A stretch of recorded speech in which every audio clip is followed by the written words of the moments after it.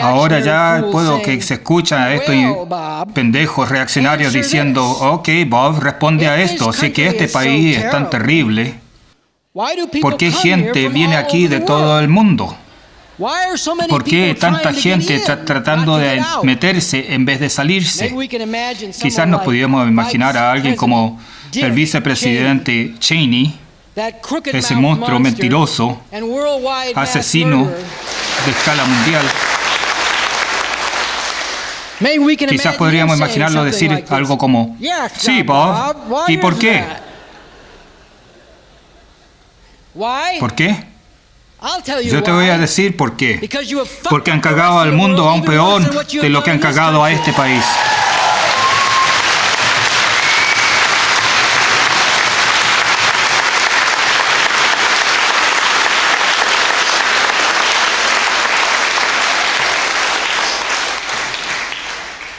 Lo han hecho imposible para mucha gente poder vivir en sus propios países en el proceso de adquirir tu riqueza y poder. Y aparte de todo lo que he mencionado, miremos lo que han hecho en el Congo, en el comienzo de los 60 y el efecto que ha tenido hasta el presente. El Congo antes era una colonia de Bélgica. La colonización más brutal, haciendo que la gente trabajara hasta la muerte en las mentes y en otros sitios, y las trabajaban de una forma tan embestiada como esclavos, y si es que no trabajaban arduamente, los capataces iban y le cortaban las manos a la gente. Por fin, después de la Segunda Guerra Mundial, el pueblo en el Congo acabó con la dominación y la colonización de Bélgica. Y trataron de hacer un país nuevo para ellos, y salió un nuevo líder, Lumumba, un líder muy popular entre la gente del Congo, y tuvo una elección en la cual Lumumba ganó. Pero porque estaba tratando de acabar con esta legacía de colonialismo y dominación, el imperialismo estadounidense no lo permitió. Lo maniobraron, lo atraparon y lo pusieron en una situación donde lo agarraron y lo asesinaron. ¿Y qué hicieron? ¿Qué pusieron en vez de Lumumba? ¿Qué le trajeron al pueblo del Congo? A Mobutu, un tirano brutal, respaldado por los Estados Unidos, que se mantuvo en poder por décadas, saqueando a su propio pueblo y amasando inmensas riquezas, mientras que la gente sufría aún más y más. Y después decían, pues esta gente no está lista para la independencia, no pueden lidiar, no pueden tratar su propio asunto. Sí, mira lo que pasa, pero mira bien de cerca y ve por qué.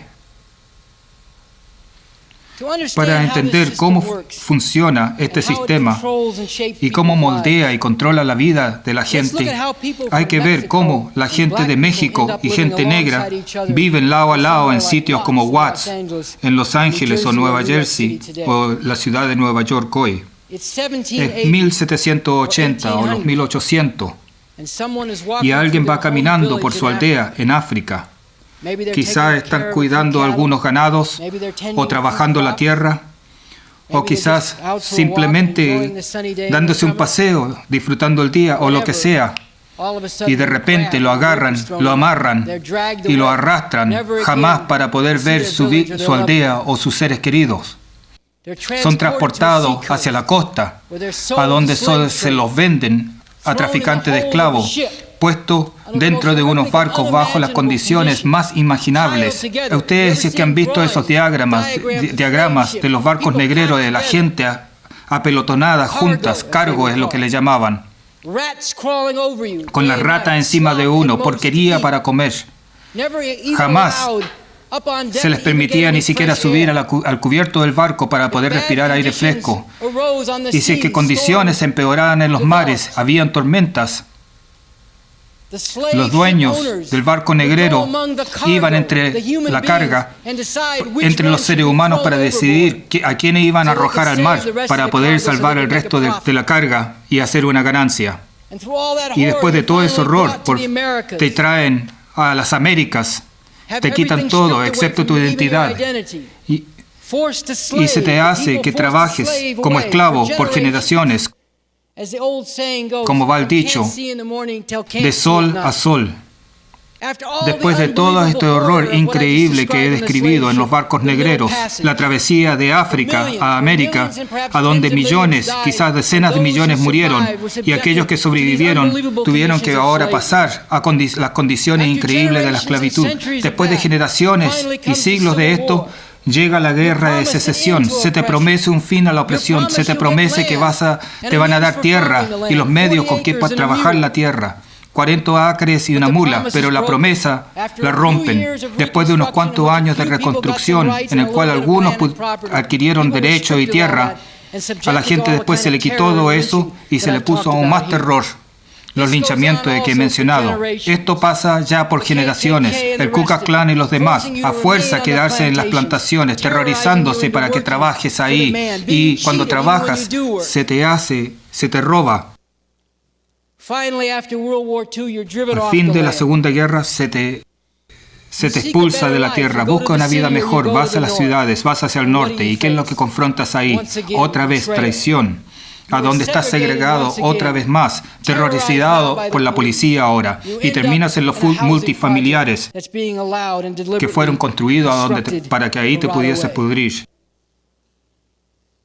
En México de aquellos tiempos, al comienzo de los 1500, los conquistadores españoles llegaron a lo que llamaron el mundo nuevo. Los conquistadores acabaron con la forma de vida antigua y trabajaron a la gente en las minas y en las plantaciones que le llamaban las haciendas. Esta manera antigua de vida no estaba libre de explotación y opresión y saqueo, pero los españoles no vinieron para liberar al pueblo o acabar con la explotación, opresión y saqueo. Vinieron para instituir su propio, e incluso peor y más embestada forma de explotación y saqueo, trabajando a la gente hasta que moría en las minas y en las haciendas, destruyendo su cultura, quitándole todo.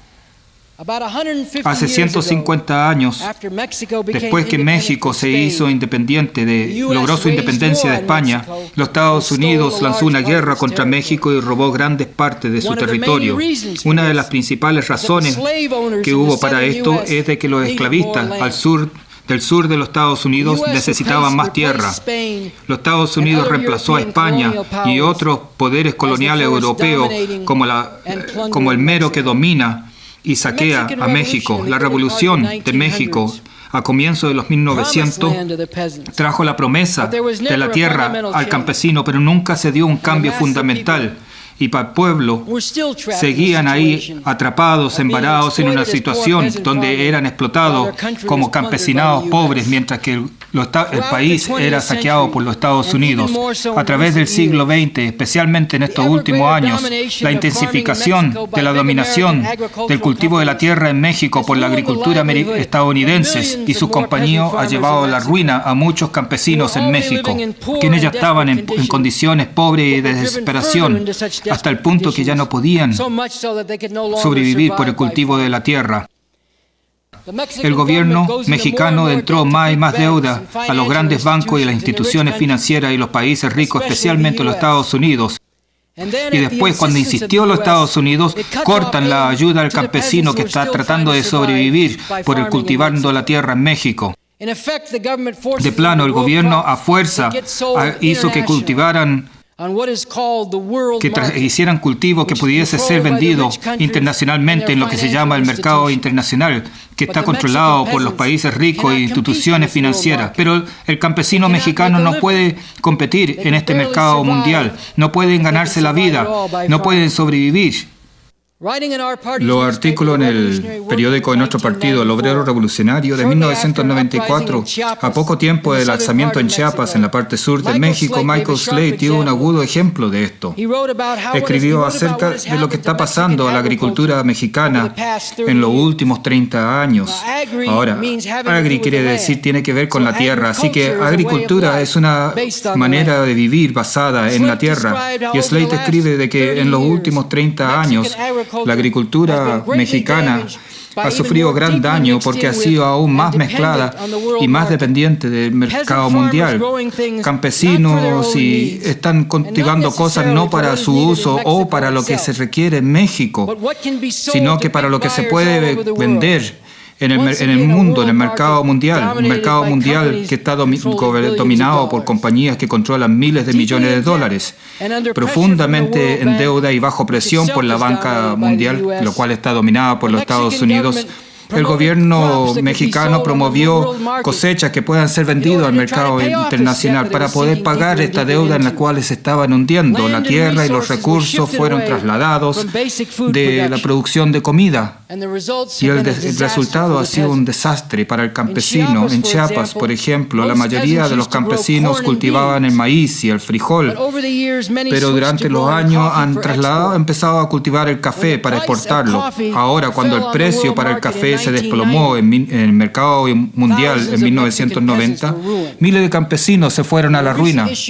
En nuestro periódico hace poco hay un artículo que entra más en detalle cómo la dominación yanqui y cosas como el Tratado de Libre Comercio aún más ha mandado a la ruina a los campesinos en México. Otra cosa que se menciona en ese artículo es las maquiladoras en México, ahí en la frontera con los Estados Unidos. Estas son fábricas que ponen compañías de Estados Unidos, se salen de los Estados Unidos al otro ladito con la frontera de México, y esa línea, esa frontera, ahí hay una diferencia donde pagan 10 veces más en el lado de los Estados Unidos y 10 veces menos en el lado de México. ¿Y quiénes trabajan ahí? Gente que ya no puede vivir en el interior de México, ahí en el campo, ahí cultivando la tierra en México, y especialmente muchas mujeres que no solamente son cruelmente explotadas, sino que hostigadas sexualmente, y muchas han sido asesinadas yendo de casa al trabajo en la frontera. Aún eso no es todo, porque ahora muchas de estas maquilas están siendo cerradas en la frontera, mientras que están construyendo unas nuevas más en el interior de México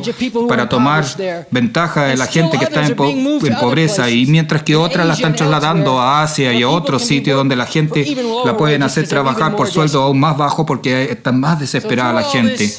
Así que a través de todo eso uno se encuentra teniendo que salir de la tierra, saliendo de México para ir hacia el norte, a los Estados Unidos, donde uno tiene que confrontar discriminación y explotación, viviendo en miedo todos los días de la policía y la migra, si es que no tienen los papeles que se requieren. Tú también terminas en Watts, o en la ciudad de Nueva York o Nueva Jersey, o en otras ciudades de los Estados Unidos.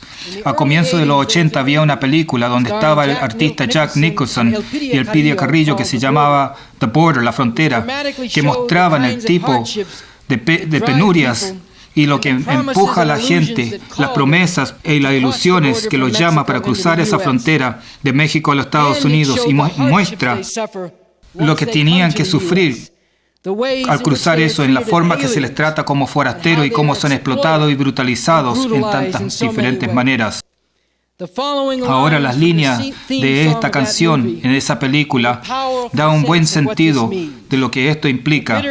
La amarga desilusión que se encuentra en esta tal llamada Tierra Prometida, Estados Unidos, y las muchas maneras es que la gente sigue atrapada, varada por esa visible e invisible frontera. Ahora mi voz está un poquito ronca, pero voy a intentarlo. Hay una tierra, y así me han dicho, donde cada calle está pavimentada en oro y está tan solo al otro lado de la frontera. Y cuando llegue el tiempo y sea tu turno, aquí hay una lección que tendrás que aprender.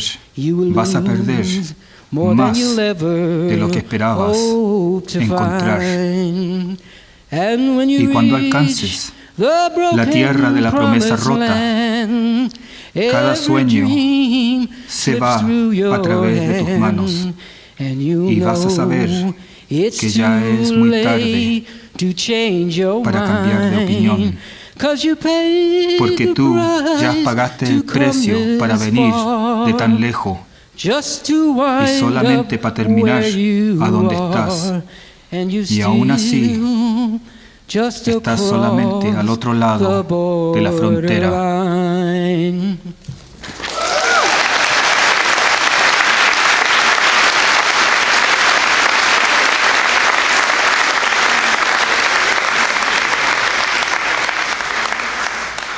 For oppressed people, para los oprimidos que han tenido que pasar por todo esto. ¿Qué sentido tiene pelearse por las migajas que nos tiran los opresores o luchar por el control de cosas que verdaderamente no se pueden controlar bajo este sistema? Incluso en los barrios en que vivimos, los barrios en que nos tienen sometidos, mientras que se desvanece el vecindario. ¿Qué sentido tiene pelearnos entre nosotros si que somos parte de la misma clase de gente oprimida y explotada, que podemos alzarnos juntos para acabar con todo esto?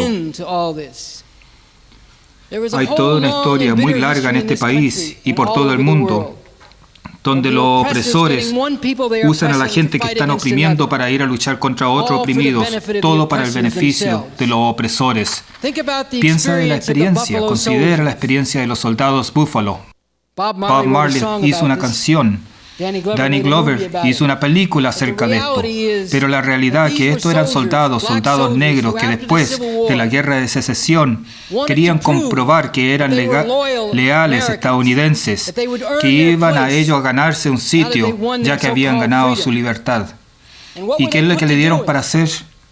Masacrar a los indígenas, acabar con ellos en sus propios territorios y llevar adelante el genocidio contra los indígenas y el robo de sus tierras y los recursos en esa tierra. Es una lección amarga. Por otra parte, está la experiencia de los Cherokees en los Estados Unidos. En los 1800, Old Hickory, Andrew Jackson, es un excelente ejemplo de la democracia estadounidense.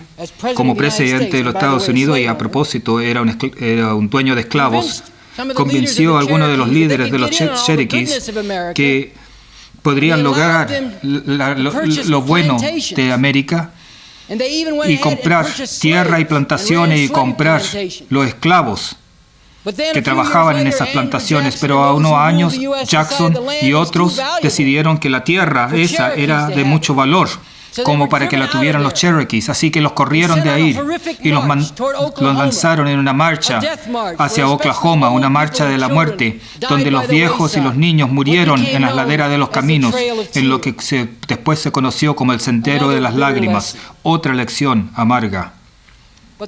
Pero la lección más grande es esta, que hemos llegado al punto en la historia humana y el desarrollo de la sociedad humana donde no es necesario estar varados en esta situación y ser esclavos así. Tenemos las bases.